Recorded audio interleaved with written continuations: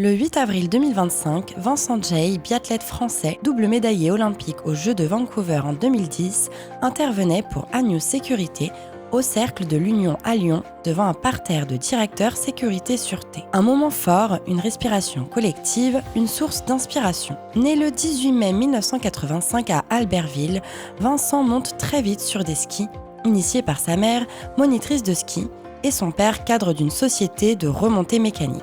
Il choisit de pratiquer le ski de fond et, devenant champion de Savoie, il intègre très vite l'équipe du comité de Savoie. Son ascension commence alors avec beaucoup de rigueur, d'endurance et de discipline quotidienne. Biathlète de haut niveau entre 2002 et 2012, Vincent Jay incarne la persévérance, le travail et la résilience. À force d'engagement, il atteint les sommets de son sport et entre dans l'histoire des Jeux Olympiques de Vancouver en 2010. Il décroche l'or en sprint et ajoute une médaille de bronze en poursuite, confirmant son statut d'athlète d'exception. Au total, il compte 14 podiums en Coupe du Monde, dont 2 victoires individuelles à Vancouver et 2 victoires collectives en relais. Un palmarès impressionnant, reflet d'un parcours fait de rigueur, de passion et d'une profonde humilité. Vous savez, toute ma carrière, je suis toujours parti du principe que j'avais moins de capacité, moins de qualité que les autres, qu'il fallait que je compense aussi par le travail, par l'abnégation, par les sacrifices, par l'effort. Et ces efforts-là, forcément un jour, ils payent. Vous pouvez être, et c'est la magie aussi du biathlon et la magie du sport, c'est que vous avez une quarantaine de compétitions tout l'hiver, et que vous pouvez être 39e ou 50e toutes vos compétitions, mais que vous allez pouvoir, à l'occasion d'une course, la gagner ou aller vous rapprocher du podium. Car performer durablement, dans le sport ou dans l'entreprise, repose sur des valeurs communes. La confiance et le dépassement de soi, deux moteurs puissants, deux forces essentielles. Dans le sport comme dans l'entreprise, rien de grand ne se construit sans elles. L'esprit d'équipe et enfin la résilience. Apprendre de la chute, de l'échec pour se relever et aller plus loin.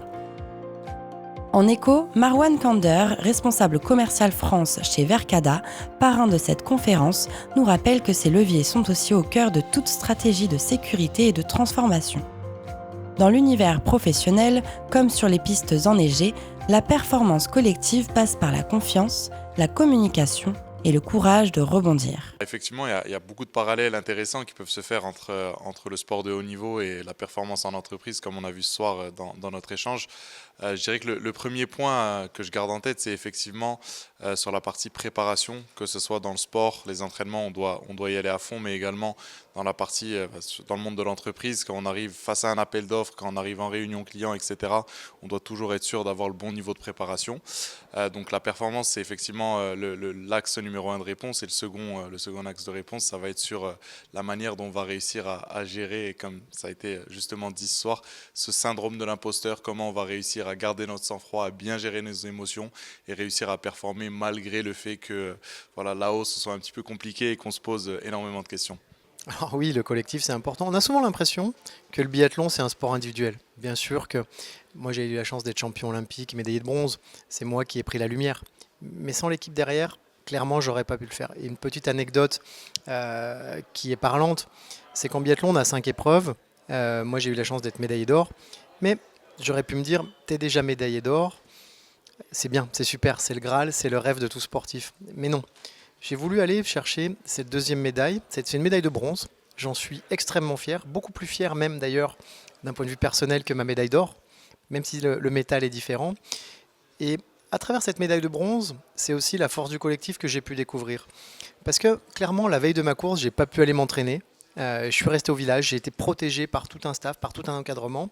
Et surtout, nous, le biathlon, il fonctionne en silo. Les équipes de France de ski, il y avait le biathlon d'un côté, le ski alpin, le ski de fond.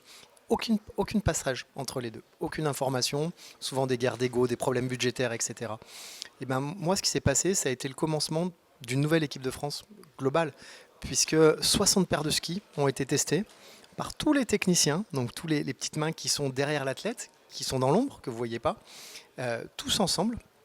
Et surtout aussi, pour la petite anecdote, la meilleure paire de skis, c'était pas la mienne. Il a fallu que j'aille demander à un autre athlète du ski de fond de me prêter sa paire de skis.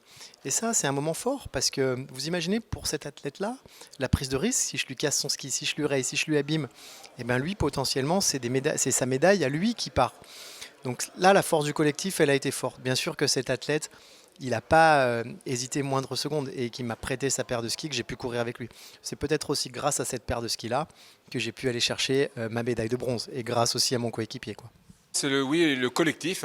Vincent Gey a beaucoup insisté sur le collectif en disant notamment que les médailles qu'il a gagnées à Vancouver n'étaient pas le seul fruit de ses performances personnelles, mais que derrière lui, il y avait des gens, tout un staff, enfin, des coachs, il y avait des préparateurs techniques pour ses skis, et que effectivement, comme en matière de sécurité, on ne peut pas avoir seul la science infuse, et que souvent les solutions qu'on peut mettre en place pour réduire les risques, elles viennent de vos collaborateurs, de choses que vous allez prendre à droite, à gauche, et surtout pas seulement de vous-même.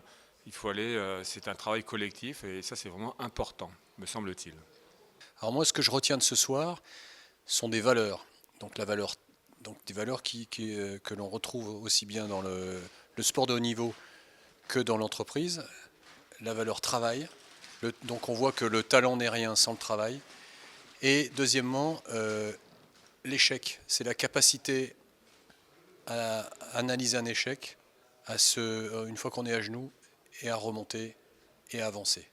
Voilà, pour moi, c'est deux choses qui sont pour moi primordiales. Et après, sur le reste, évidemment, on a parlé du collectif, de l'importance du management, d'être bien coaché, géré. Ça, oui, c'est sûr. Mais ça, on peut le trouver partout. En revanche, le fait d'être en capacité de remonter par rapport à un échec, c'est pour moi ça le plus important, et à savoir surtout l'analyser, parce que j'attache beaucoup d'importance à l'analyse, parce qu'avec l'IA qui arrive maintenant, et l'IA c'est du factuel, ça va nous sortir des choses très résumées, etc., sans émotion, sans état d'âme, mais par contre derrière, il n'y a pas de capacité d'analyse. Et ça, c'est ce qui nous restera tout le temps, c'est cette capacité d'analyse. Voilà ce que j'en tire. Parce que la performance, ce n'est pas seulement faire mieux, c'est faire ensemble, durablement et avec du sens.